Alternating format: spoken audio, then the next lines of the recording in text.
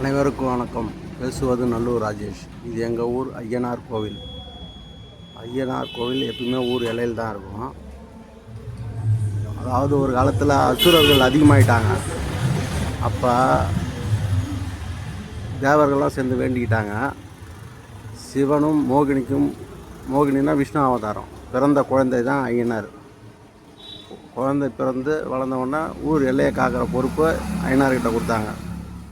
நல்ல சக்தி மட்டும்தான் ஊர் உள்ளார அலோடு. தீய சக்தி, சில துர்தேவதைகள் இதெல்லாம் ஊர் உள்ளார வர முடியாது.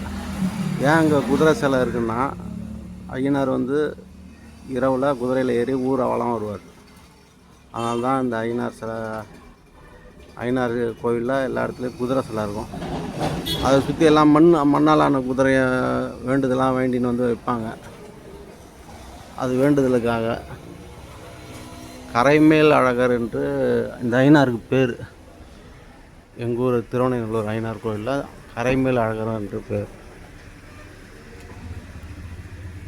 எல்லாம் புதுசாக வாகனம், டூ வீலர் இது வாங்கினாலும் படைப்பாங்க. புதுசாக வாகனம் எலுமிச்சம்பழம் வச்சு ஐயனார் கோயிலில் படைப்பாங்க.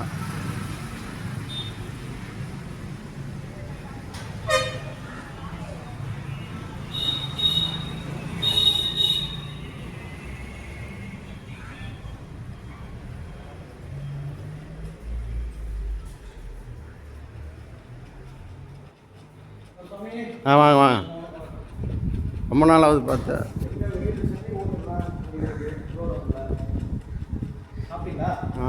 இங்கே உட்காந்துருக்கீங்க.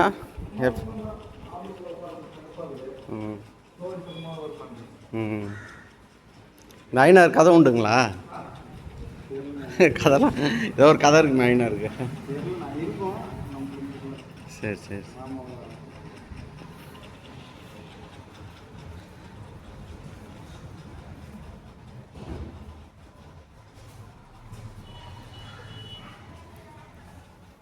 நிறைய பேர் குலதெய்வம் இந்த ஐயனார் தான். ஆடி மாதத்தில் 30 நாளும் பொங்கல் வச்சு விழா கொண்டாடுவாங்க. நிறைய பேருக்கு குலதெய்வம் ஈரோடு சைட்லேருந்துலாம் நிறைய பேர் வருவாங்க. சக்தி வாய்ந்த கோவில்.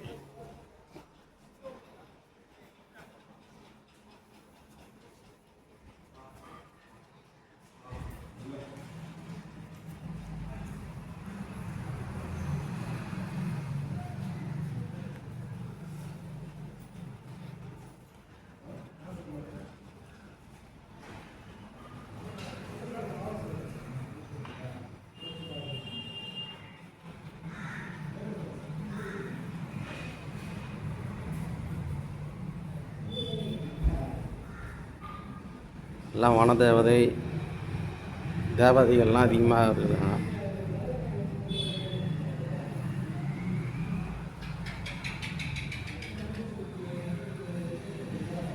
கரைமேல் அழகர்னா ஏரிக்கரை மேலே இருக்குது இந்த ஐயனார் கோயில்.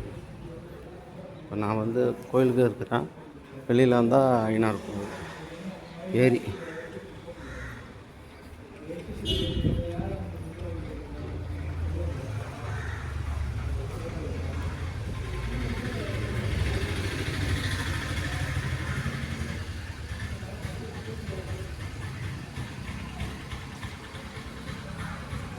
எல்லாம் ஊர் இல்லைன்றதுனால, தேர்தல் நேரன்றதுனால செக்கிங் நடக்குது. பணம் எடுத்துன்னு போகிறாங்களா என்ன ஏதுன்னு செக்கிங் நடக்குது. போலீஸ் ஐயனார் கோயில்கிட்ட.